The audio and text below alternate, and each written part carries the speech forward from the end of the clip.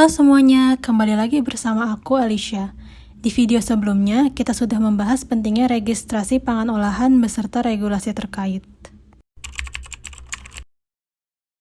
Kali ini aku akan mencoba memaparkan bagaimana proses registrasi pangan olahan ke BPOM. Langkah-langkahnya secara singkat adalah sebagai berikut. Yang pertama yaitu registrasikan produk berdasarkan resikonya. Resiko itu ada 3, yaitu menengah rendah, menengah tinggi, dan resiko tinggi. Akan aku bahas di video selanjutnya ya. Kemudian langkah yang kedua adalah pembayaran biaya registrasi. Nah, pembayaran ini berbeda di tiap kategori pangannya, dan juga tergantung apakah pangan itu memiliki klaim atau tidak. Lalu langkah yang ketiga yaitu evaluasi hingga validasi oleh BPOM. Dan akhirnya ketika semua dokumen sudah disetujui oleh BPOM, maka izin edar akan terbit. Dokumen apa saja sih yang harus disiapkan? Yang pertama yaitu daftar komposisi. Jadi semua bahan dalam produk pangan kamu itu harus dicantumkan beserta jumlah persentasenya. Kemudian, spesifikasi bahan baku. Semua bahan baku yang digunakan di komposisi tadi harus dicantumkan spesifikasinya yang merinci karakteristik asal-usul dan juga persyaratan teknis lainnya. Jika kamu mendapatkan bahan baku itu dari supplier, maka kamu bisa minta speknya dari supplier. Dokumen selanjutnya yang harus disiapkan yaitu desain label. Desain label yang kamu lampirkan ini adalah berupa rancangan yang nantinya akan dipakai atau ditempelkan di kemasan kamu. Jangan lupa untuk rancangan labelnya mengikuti peraturan BPOM nomor 31 tahun 2018 ya. Dokumen yang keempat yaitu alur proses produksi. Kamu cukup menggambarkan diagram alir yang menjelaskan proses produksi dari bahan baku hingga dikemas. Dan dokumen yang kelima yaitu dokumen yang menjelaskan format, kode produksi, dan umur simpan. Jangan lupa juga lampirkan sertifikat terkait dan juga hasil analisa lab. Jadi ketika kamu memiliki sertifikat halal, sertifikat HACCP, dan sertifikat lainnya, maka sertifikatnya juga dilampirkan dalam proses registrasi BPOM. Lalu juga hasil analisa lab seperti analisa mikroba, logam berat, dan juga informasi nilai gizi ikut dilampirkan saat mendaftarkan BPOM. Nah, terus tantangan apa aja sih yang sering kita hadapi saat melakukan registrasi pangan olahan?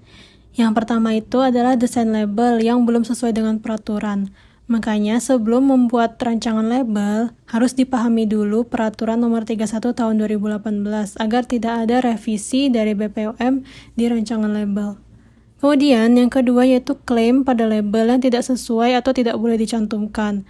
Nah, pahami lagi peraturan tentang klaim, yaitu peraturan BPOM nomor 1 tahun 2022, karena kalau misalnya sampai ada klaim yang tidak sesuai, itu akan disuruh hapus dari BPOM, yang artinya kita harus revisi lagi rancangan labelnya.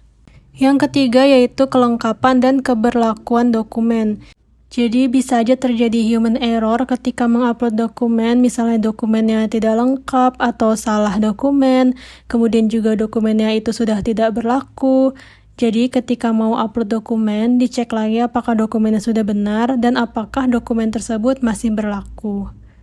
Kemudian yang keempat yaitu juga human error, misalnya kesalahan saat input data atau dokumen. Jadi ketika kita menginput data seperti angka-angka, misalnya angka hasil analisa lab atau misalnya angka berat besi dan sebagainya, itu juga akan menjadi hambatan dan kita harus merevisinya kembali. Tapi tenang saja, bukan berarti tantangan dan kesalahan-kesalahan yang kita lakukan itu adalah hal yang sangat menyeramkan. Kita bisa merevisinya kembali dengan mudah. Hanya saja, proses evaluasi hingga validasi dari BPOM itu juga akan menjadi sedikit lama, sedikit molor gitu ya, ketika ada hal yang harus kita revisi. Nah, jadi strategi apa sih yang bisa kita lakukan untuk mempercepat proses registrasi produk pangan olahan? Jadi, mempercepat di sini adalah dari sisi internalnya, dari sisi perusahaan kita, agar tidak terjadi revisi atau tambahan data dari BPOM. Yang pertama yaitu pahami regulasi, karena ketika kita sudah paham regulasinya, kita akan lebih mudah untuk mengimplementasikannya. Kemudian yang kedua yaitu komunikasi antar tim. Jadi misalnya ketika di perusahaan itu ada posisi regulatory affairs, maka Regulatory Affairs itu yang berfungsi untuk memahami regulasi dan mengkomunikasikan kepada tim yang terkait, misalnya tim marketing, tim R&D, dan sebagainya. Yang ketiga yaitu persiapkan dan periksa kembali dokumen terkait. Ketika kita ingin mengupload dokumen-dokumennya, maka diperiksa kembali apakah dokumennya itu sudah benar dan apakah masih berlaku. Dan yang terakhir, kita bisa melakukan konsultasi langsung kepada BPOM jika ada hal yang kita belum mengerti.